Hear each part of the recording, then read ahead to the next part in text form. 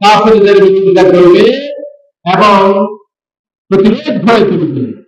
এজন্য ঈদগাহের গুরুত্ব হজের পরে সবচেয়ে বেশি, ঠিক কিনা বলেন? কথা বলেন। এটা আমরা বুঝতে পেরেছি যে ঈদগাহটা কি। ঈদগাহটা হচ্ছে মুসলমানদের মিলন মেলা, ঐক্যের প্রতীক, বাতিলের আতঙ্ক। আমরা মুসলমান দল মত নির্বিশেষে সবাই আল্লাহর গোলামি করি, আল্লাহর একাত্মতা ঘোষণা করি। আমাদের মধ্যে কোনো বিভাজন নাই।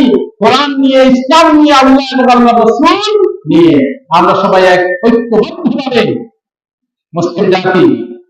এটা হচ্ছে ঈদগাহের সবচেয়ে গুরুত্বপূর্ণ একটি অংশ। প্রিয় মুসলিমের কেন আজকে ঈদগাহ ময়দানে আমি কেন এসেছি? এখানে যার নাম আছে নওয়াজ আলী পীর সাহেব রাহিমাহুল্লাহ, আল্লাহ